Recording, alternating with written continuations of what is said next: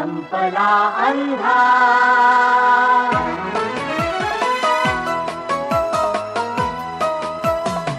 संपला अंधार आता सूर्य ज्ञानाचा उजेला, संपला अंधार आता सूर्य ज्ञानाचा उजेला, लागल्या वाटा दिसाया,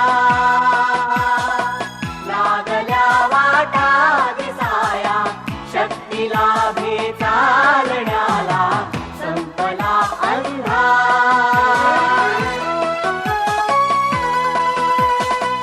विश्व हे होते धुक्याने वेढलेले झाकलेले, विश्व हे होते धुक्याने वेढलेले झाकलेले, अंधश्रद्धा. सुरुवातीलाच मी मराठी विज्ञान परिषदेला शुभेच्छा देतो पुढच्या वाटचालीसाठी आणि या सुवर्ण महोत्सवी अधिवेशनासाठी बोलवलं याबद्दल त्यांचे आभार मानतो. त्यांच्याबरोबर प्रश्न सोपं नाही आहे आणि त्यात ते कुलगुरू, त्याच्यामुळे माझी काय अवस्था झाली असेल आणि इथे उभं राहिल्यानंतर किती सुटकेचा निश्वास टाकला असेल याची आपल्याला जाणीव असेल. आणि दुसरी एक चांगल्या अर्थाने समस्या म्हणजे तिन्ही प्राध्यापकांनी प्राध्यापक असूनही वेळेत त्यांचं निवेदन संपवलं, त्यामुळे माझ्यावर ते संपवण्याची जबाबदारी आहे. श्रीयुत जोशी यांनी प्रश्नपत्रिकेतल्या 2च प्रश्नांना हात घातला आणि बाकीचे प्रश्न ऑप्शनला टाकले. धनागरे सरांनी प्रश्नपत्रिकेचा गाभा समजावून सांगितला. अमिता भिडे यांनी प्रश्नपत्रिकेला फाटा देऊन पूर्णपणे स्वतःचीच वेगळी प्रश्नपत्रिका मांडली. मी मात्र या प्रश्नपत्रिकेतल्या काही प्रश्नांनाच प्रश्न विचारू इच्छितो. याचं कारण प्रश्न विचारणं हे मला असं वाटतं विज्ञानाचं मुख्य एक अंग असायला हवं. त्या अनुषंगानं काही यातल्या काही प्रश्नांना मी स्पर्श करू इच्छितो. माझ्या दृष्टीनं ते महत्त्वाचे आहेत, आपल्यासाठी ते महत्त्वाचे असतील अशी मला खात्री आहे. विज्ञान, अर्थकारण आणि संस्कृती हा या परिसंवादाचा विषय आहे. याआधी या विषयावरती माझी श्रीयुत जोशी सरांची एकदा अशी अनौपचारिक चर्चा झालेली होती. त्यावेळेलाही मी हा मुद्दा मांडला होता. इथे पुन्हाही तो मला मांडायला आवडेल की मुळात हे 3 संबंध असायला हवेतच का आणि त्यांचे खरोखर तसे संबंध आहेत का याचा आपण मुळात विचार करणार आहोत का. मला विचाराल तर अजिबातच काही संबंध नाही आहे. यातला एक प्रश्न श्रीयुत जोशी सरांनी घेतला होता तो म्हणजे विज्ञान आणि आर्थिक सुबत्ता यातील परस्पर संबंध. ही सुबत्ता आणि विज्ञानवाद किंवा विज्ञानप्रेमी असणं याचा खरोखर काही संबंध आहे का? अजिबातच नाही आहे. पण म्हणून मला असं वाटतं की आपण जो एक भेद करतोय म्हणजे विज्ञानवादी व्हायचं का आर्थिक सुबत्तेला महत्त्व द्यायचं हाच मुळात चुकीचा आहे. याचं कारण काही 2 उदाहरणं देऊ इच्छितो. विज्ञान आणि आर्थिक सुबत्ता याचा जर संबंध असेल तर आर्थिक सुबत्तेच्या दृष्टिकोनातनं सगळ्यात श्रीमंत मानला जाणारा देश या क्षणाला असेल म्हणजे दरडोई उत्पन्न, राष्ट्राचं उत्पन्न वगैरे वगैरे सगळे निकष लावले तर तो अर्थातच अमेरिका. आपल्यापैकी अनेक जण गेले असतील त्या देशामध्ये. तिथल्या विज्ञान संस्था, तिथलं प्रचंड मोठं काम अनेकांनी बघितलं असेल. विज्ञान संशोधनाला त्या देशातनं दिली जाणारी चालना हे सगळं आपण बघितलं असेल. पण त्याच वेळेला आपण हेही बघितलं असेल अशी आशा करतो की आज मी तिला जगातले मूर्ख देश नागरिकांमधले सगळ्यात मोठे मूर्ख नागरिक अमेरिकेमध्ये राहतात. हे मी माझं मत म्हणून मांडत नाही आहे. माझं मत काही असू शकतं. हे मी वास्तवाच्या आधाराने सांगतोय. याचं कारण असं की अंधश्रद्धा असेल, अत्यंत मागास विचार असतील, याचं अत्यंत पोटतिडकीनं समर्थन करणारे प्रचंड मोठी नागरिक संख्या अमेरिकेमध्ये आहे. गेल्या अध्यक्षीय निवडणुकीच्या वेळेला मी अमेरिकेमध्ये होतो. रिपब्लिकन पक्षाच्या एका उमेदवाराची प्रचाराची सभा होती. तो उमेदवार मत मागत होता. त्याचा त्या भाषणाच्या वेळेला मोबाईल वाजला. तर हा निर्लज्जपणे म्हणाला ख्रिस्ताचा मोबाईल आणि लोकांनी टाळ्या वाजवल्या. अमेरिकेचे मागचे अध्यक्ष होते. त्यांनी 2 महत्त्वाची संशोधनांचा पूर्णपणे निधी बंद केला. मग ते स्तंभ पेशी संशोधन असेल, गर्भधारण आणि गर्भपात या विषयावरचं संशोधन असेल, याचे त्यांनी पूर्णपणे निधी बंद केला. त्याच वेळेला त्यांनी जेव्हा अध्यक्ष झाले होते त्यावेळेला एक महत्त्वाचा निर्णय घेतलेला होता. त्यांनी तो म्हणजे व्हाईट हाऊसमध्ये बायबलचे क्लासेस काढले होते. हे अमेरिकेमध्ये घडलेलं आहे. त्यामुळे आर्थिक सुबत्ता आणि विज्ञानवाद किंवा विज्ञानप्रेम असणं याचा काहीही संबंध नाही आहे. पण म्हणून आर्थिक सुबत्ता नको का हे म्हणणं सुद्धा मूर्खपणाचं आहे. याचं कारण असं की आर्थिक सुबत्तेच्या मागणं येणाऱ्या धोक्यांविषयी आपण खूप पोटतिडकीनं चर्चा करतो, पण माझं म्हणणं मुळात आर्थिक सुबत्ता तर येऊ द्या, धोक्यांचं नंतर बघू. मग ते वजन वाढणं असेल, ओबेसिटी, माणसं जाडी होतात, हायपरटेन्शन होतं वगैरे वगैरे सगळं ठीक आहे, पण त्याच्या अभावी उपासमारीनं मरण्यापेक्षा त्या आजाराने तरी मरण झालेलं काय वाईट आहे. या विचारसरणीचा मला असं वाटतं की एक खूप मोठा घोळ आपल्या संस्कृतीमध्ये झालेला आहे. आपण त्याचं मूर्तिमंत उदाहरण आहोत. या सुबत्तेला किती महत्त्व द्यावं याचं एक फार त्याची चर्चा केली जाते. मला असं वाटतं की ती चर्चा त्या भाबडेपणाच्या पलीकडे न्यायला हवी. सुबत्तेलाच महत्त्व द्यायला हवं. विज्ञानवाद आहेच, विज्ञानवाद तो होणारच आहे, पण सुबत्तेचा आणि विज्ञानवादाचा इंग्रजीमधली जर एक शब्दप्रयोग वापरायचा झाला तर हे जणू काही म्युच्युअली एक्सक्लुझिव्ह आहेत, हे परस्परांशी सुसंगत नाही आहेत किंवा ह्यांचं स्वतंत्र वेगळं अस्तित्व आहे हे मानणंच माझ्या मते चुकीचं आहे.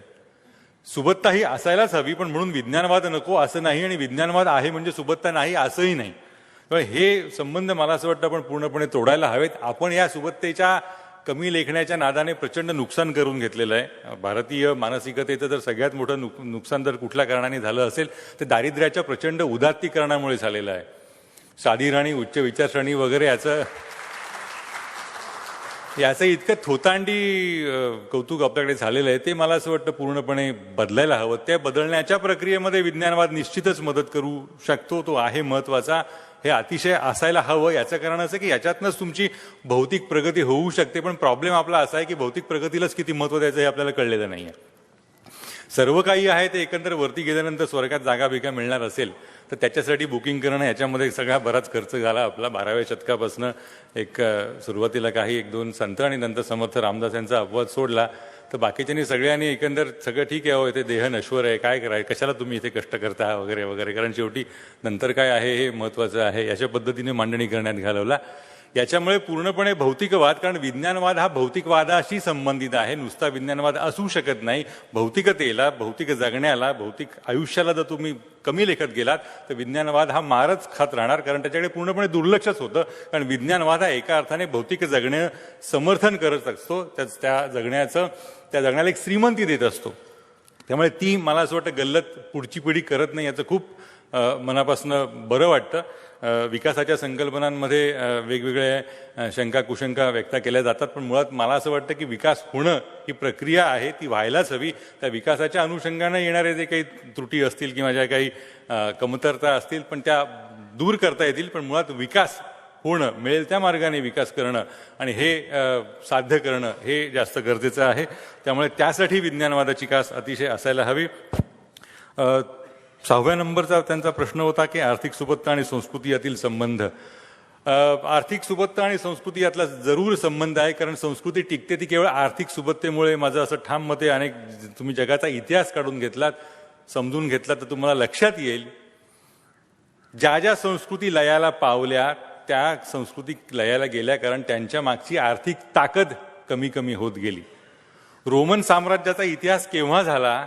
ज्यावेळेला पोप हा राजा होता त्यावेळेला. अशोकाचं साम्राज्य लयाला गेलं किंवा ती काही व्यवस्था लयाला गेली किंवा पाली भाषा लयाला गेली, पाली संस्कृती लयाला गेली, ती काही पाली बोलणारे कमी झाले म्हणून नाही, त्याच्या मागची आर्थिक ताकद कमी झाली म्हणून गेली. हे मला असं वाटतं एक मूलभूत तत्व आपण अनेक उदाहरणांनी दाखवता येऊ शकेल. सध्या जगामध्ये इंग्रजीचा जर विचार केला तर अमेरिकन इंग्रजीचा प्रभाव प्रचंड वाढतो. याबद्दल ऑक्सफर्डपासनं ठिकठिकाणी मोठ्या प्रमाणावरती नाराजी व्यक्त होते, कारण मग ते फोटोचं स्पेलिंग PHOTO करायचं का FOTO करायचं आणि कलरला COLOR म्हणायचं का COLOUR असं त्याचं स्पेलिंग करायचं. आणि एकंदरच अमेरिकनायझेशन, अमेरिकीकरण हा एक संस्कृतीच्या दृष्टीने चिंतेचा विषय आहे. तो चिंतेचा विषय आहे कारण ते केवळ चिंता करणारे फक्त संस्कृतीच्या अंगाने त्याची चिंता करतात, पण त्या संस्कृतीमागचं अर्थकारण लक्षात घेत नाहीत. अर्थकारण आहे म्हणूनच संस्कृती राहते. अर्थकारण ज्या क्षणाला संपतं त्यावेळेला ती संस्कृती संपते. हे मला असं वाटतं पूर्णपणे आपलं त्याच्याविषयी जराही दुमत असू नये. अमेरिकन इंग्रजीचा प्रभाव वाढतो ते काय लोकांना अमेरिकन इंग्रजी आवडतं म्हणून नाही, अमेरिकेची अर्थव्यवस्था प्रचंड ताकदीनं मागे उभी आहे म्हणून वाढत आहे. चिनी संस्कृतीचा प्रभाव तुम्ही इस्रायलमध्ये गेलात तर कधी नव्हे ते आता चिनी शिकवणारे वर्ग तिथे दिसतात. तिथल्या कीबोर्डमध्ये चिनी कीबोर्ड तुम्हाला तिथे सापडतात. हिमाचलमध्ये गेलात तर तिथे तुम्हाला हिब्रू भाषेमधले कीबोर्ड सापडतील, कारण हा शेवटी तिथल्या धंद्याचा प्रश्न आहे. धंदा म्हणजे अर्थव्यवस्था आली, अर्थकारण आलं. त्यामुळे अर्थकारणाचा जोपर्यंत आपण संस्कृतीशी संबंध जोडत नाही तोपर्यंत संस्कृतीला काहीही अर्थ नाही. अर्थकारणाचा पाठिंबा नसेल तर संस्कृती लयाला जातात. जगाचा हा इतिहास असं दाखवतो. त्यामुळे वर्तमान तसंच आहे आणि भविष्य यापेक्षा काही वेगळं असेल असं अजिबातच नाही. पुढचा 7व्या क्रमांकाचा प्रश्न आहे, विज्ञानवादाचे समाजवाद, साम्यवाद, भांडवलशाही, सनातनवाद इत्यादीमध्ये स्थान काय? माझ्या मते काहीही नाही. याच्यामध्ये एक वाद घालायचा राहिला तो म्हणजे हिंदुत्ववाद. कुठल्याही वादाच्या राज्यव्यवस्थेला विज्ञानवाद नको असतो, कारण विज्ञानवाद हा नेहमी प्रश्न विचारणारा असतो. त्यामुळे असं म्हणून झालं की आमच्याकडे आधीच विमानं उडालेली होती किंवा आमच्याकडे आधीच हे सगळं केलं गेलेलं होतं, आमच्याकडे आता संशोधन करण्यासारखं काहीच नाही, कारण आमच्या पूर्वजांनी कधीच करून ठेवलेलं आहे, हे म्हणणं खूप सोपं असतं. पण जेव्हा विज्ञान त्याला प्रश्न विचारतो की बाबा पुढे काय झालं, त्याचं डॉक्युमेंटेशन काय नाही आहे. शिवाजी महाराजांचा इतिहास हा आपल्याला प्रेमाने सांगायला आवडतो, तेव्हा मिरवायला आवडतो. महाराष्ट्रामध्ये आहोत म्हणून महाराष्ट्रापुरतं बोलतोय मी. देशाच्या संदर्भात अशी अनेक उदाहरणं देता येतील. शिवाजी महाराजांचे किल्ले जप्त आलेले नाही आहेत आपल्याला, कारण हा एकंदरच व्यवस्थेविषयी दुर्लक्ष करण्याचा भाग आहे. त्याच्या आधी 1611 साली मरून गेलेल्या शेक्सपियरची हस्तलिखितं त्या संस्कृतीनं जपली. हा फरक जोपर्यंत आपण लक्षात घेत नाही तोपर्यंत संस्कृती, धर्म आणि विज्ञानवाद हा संबंध लक्षात येणार नाही. कृपा करून एक जाणीव असू द्या, कुठल्याही वादाच्या, वाद म्हणजे मी ज्या राज्यव्यवस्थेशी संबंधित वाद असतात, साम्यवाद, अमुक अमुक वगैरे, कुठल्याही वादाला विज्ञानवाद आवडत नाही, कारण विज्ञान हा नेहमी प्रश्न विचारणारा असतो, व्यवस्थेला प्रश्न विचारणारा असतो. भले ती अँटी एस्टॅब्लिशमेंट सुद्धा काही काळानंतर एस्टॅब्लिशमेंट होते, त्या एस्टॅब्लिशमेंटला सुद्धा विज्ञानवाद प्रश्न विचारतो, म्हणून तो कुणालाच आवडत नाही. त्यामुळे कुठलीही संस्कृती विज्ञानवादाला मान्य करत नाही, जवळ करत नाही. अशा समतोलाचा जागतिक इतिहास काय सांगतो? जागतिक इतिहास असाच सांगतो, कुठलाही राज्यव्यवस्था असेल त्यांना विज्ञान आणि विज्ञानवादी कधीच आवडले नाहीत. मग तो गॅलिलिओचा काळ असेल, रोमन साम्राज्यामधला भाग असेल, लिओनार्दो द विंचीचा युरोपमधला रेनेसाचा काळ असेल, प्रत्येक टप्प्यावरती विज्ञानाला थोडंसं लांबच ठेवलं जातं. आणि तो काळ, आणि शेवटच्या मुद्द्यावरती मी येऊन थांबतो, पुढील 10 वर्षात, कारण शेवटचा प्रश्नच तो आहे, पुढील 10 वर्षात भारताची वाटचाल काय असेल? मला असं वाटतं की तो जोपर्यंत या विषयाला आपण स्पर्शच करत नाही आणि ही संस्कृती बदलण्याचा प्रयत्न करत नाही तोपर्यंत वाटचाल याच्यापेक्षा काही वेगळी असेल असं अजिबात मला वाटत नाही. मी उगीच आशावादी आहे असं मला सांगायलाही आवडत नाही, आशावादी राहावयाची परिस्थिती पण नाही. या अनुषंगाने बोलताना सगळेजण सरकारचा दाखला देतात, सरकार किती कमी अनुदान देतं किंवा सरकार किती दुर्लक्ष करतं विज्ञानवादाकडे. एक मला त्याच्यात सांगायला आवडेल की सरकार हे शेवटी आपलंच बनलेलं असतं. मुळात आपण असे आहोत म्हणून आपलं सरकार असं आहे, हे आपण आधी मुळात मान्य करायला हवं. म्हणजे हे आपण असे का आहोत याचं कारण आपण प्रश्नांना घाबरतो. प्रश्न विचारणारा नको बाबा, कारण काय की कशासाठी ना उगीच डोक्याला त्रास. मग तो आपला मुलगा असेल किंवा आपली कामवाली असेल किंवा ऑफिसमधला कनिष्ठ सहकारी असेल. विज्ञानाच्या प्रसारामधला सगळ्यात मोठा अडथळा जर माझ्या मते कुठला असेल, संस्कृतीच्या कुठल्याही टप्प्यावर जर तुम्ही बघितलं तर त्याचं उत्तर तेच सापडेल की प्रश्नांना घाबरणाऱ्या संस्कृतीमध्ये कधीही विज्ञानाचा प्रसार होत नाही. विज्ञान तगूच राहू शकत नाही, कुठलंही विज्ञान असेल ते. आपण त्या टप्प्यावरती अजूनही तसेच अडकलेले आहोत. आणि एकंदर संस्कृतीचा जर गाभा असेल आपल्या 2 शब्दात तर त्याचा अर्थ सांगायचा झाला, संस्कृती म्हणजे काय, आपली संस्कृती म्हणजे काय हे सांगायचं झालं तर गप्प बसा ही हा संस्कृतीचा आपल्या मूलमंत्र आहे. कारण प्रश्न विचारण्याला आपण अजिबातच उत्तेजन देत नाही. ते काही प्रश्न विचारण्याचे प्रयत्न मी माझ्या व्यवसायाचा भाग म्हणून करत असतो, तेव्हा काय काय प्रतिक्रिया येतात ते मी अनुभवत असतो. मग कधी दाराशी पोलीस ठेवावे लागतात त्या प्रश्नांच्या निमित्तानं वगैरे वगैरे. हा मुद्दा अशासाठी मांडतोय की हा सर्व राजकीय व्यवस्थांना लागू होतो. अमुक एक असा आहे म्हणून तो तसा त्यांनी प्रतिक्रिया दिली असं नाही. प्रश्नच नको आहेत आपल्याला, कारण प्रश्नांना सामोरं द्यायची आपली बौद्धिक कुवतच नाही आहे, आपण ती होऊच दिलेली नाही आहे. आणि एकंदर सगळा प्रकार जो आहे आपल्या संस्कृतीचा हा अत्यंत, त्याचा एक चांगला शब्द सांगायचा झाला तर अत्यंत भोंगळ आहे. आपल्याला नेमकेपणाचा पूर्णपणे जमतच नाही, आपल्याला नेमकेपणा आवडतच नाही आपल्याला. किती कुठल्या उदाहरणाने तो दाखवता येऊ शकेल? आपल्या कुठल्याही इथल्या व्यक्तीला किंवा 30, 25, 24, 20 वर्षाच्या कुठल्याही मुलाला एखादा पत्ता विचारा, इथे बाबा मला जायचंय, कसं जाऊ? अशासाठी ही उदाहरणं देतोय की विज्ञानाचा प्रसार कधी होतो तर एक नेमकेपणाची विचाराला सवय असावी लागते. नेमकेपणा त्या विचारामध्ये असावा लागतो आणि नेमकेपणा हा जगण्याचा भाग असावा लागतो. तो केवळ मी प्रयोगशाळेत गेला की नेमका आणि बाहेर आलं की नेमका नाही असं होऊ शकत नाही. त्यामुळे प्रश्न विचारायला जर तुम्ही पत्ता विचारला तर तो सांगेल की इथून 4 पावलावर गेल्यावर तुम्ही उजवीकडे वाटतं, 4 पावलं त्याची का माझी? हाच पत्ता विचारण्याचा प्रयोग तुम्ही युरोपमधल्या कुठल्याही देशातल्या एखाद्या तरुणाला विचारा, तो 250 मीटरवरती नॉर्थ वेस्ट वगैरे, आता आग्नेय वायू म्हणजे माझी गडबडच उडते त्यामुळे त्याच्यात मी शिरतच नाही, ते जाऊ द्या. तो हा जो नेमकेपणा आहे विचाराचा, हा जगण्याचा भाग झालेला आहे.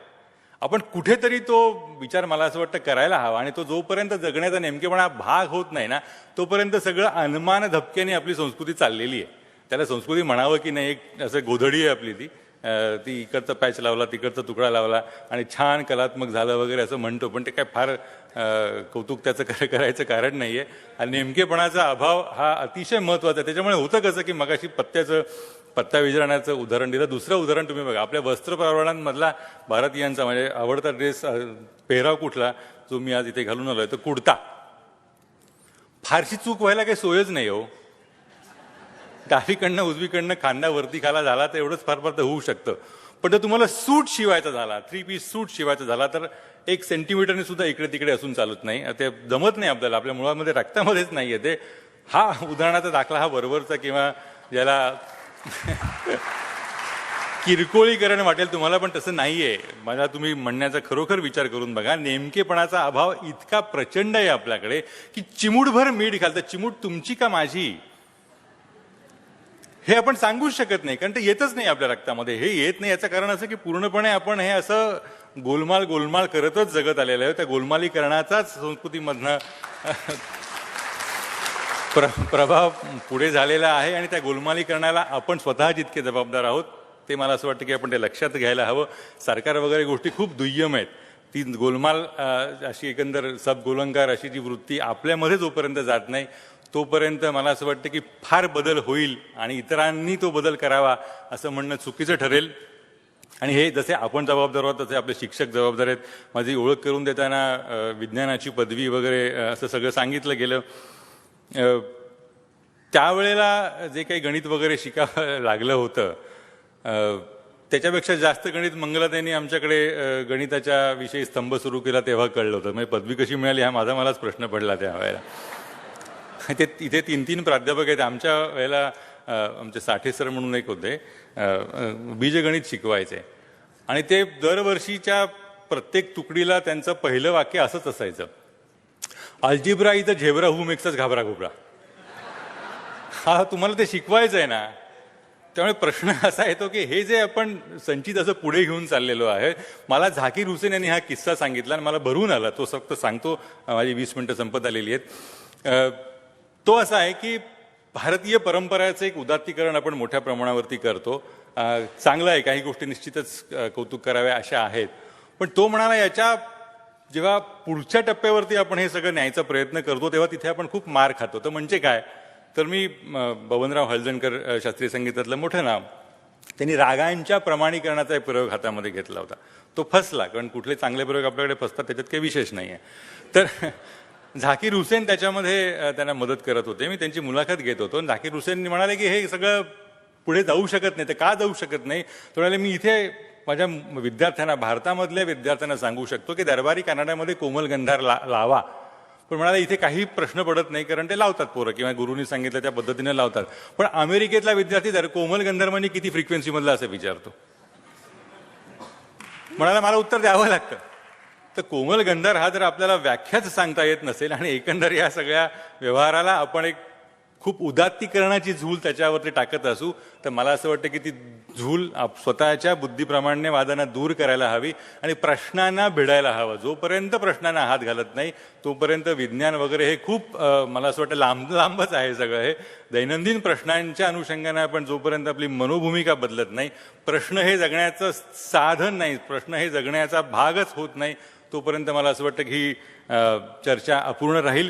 आणि विज्ञान, अर्थकारण आणि संस्कृती हा जर भाग असेल तर तिन्हीचे स्वतंत्र पूर्णपणे असे कप्पे आहेत. याच्या बदल्यात ते आणि त्याच्या बदल्यात हे असं एक जो घोळ सुरू आहे तो मला असं वाटतं की आपण तो दूर करू. निदान ही पुढची पिढी करतीये हे मला बरं वाटतं. आमची पिढी या घोळामध्येच गेली. तर त्यामुळे या विलगीकरणाची खरंच गरज आहे. आणि हे असे भावनेच्या आधाराने हे होत सगळे चाललेले विषय दूर करून मला असं वाटतं शुद्धपणे बुद्धिप्रामाण्यवाद जो आंबेडकरांनी दाखवला, जो टिळकांनी दाखवला, जो आगरकरांनी दाखवला, देशमुखांनी दाखवला, हितवादींनी, त्याच्याकडे जोपर्यंत आपण जात नाही आणि बुद्धीलाच, लखलखीत बुद्धीलाच जोपर्यंत आपण महत्त्व देत नाही तोपर्यंत भावनांच्या आधारे असे मध्ये मध्ये लडबडणारे प्रश्न आपल्याला त्रास देत राहतील. ते लवकरात लवकर त्या भावनेला दूर करायला मला असं वाटतं की आपण सुरुवात करूया. विज्ञान परिषदेचं संमेलन निमित्त असेल तर त्यांनीही हरकत नाही त्या निमित्तानं झाले तरी. तर पुन्हा एकदा आपले सगळ्यांचे आभार. धन्यवाद.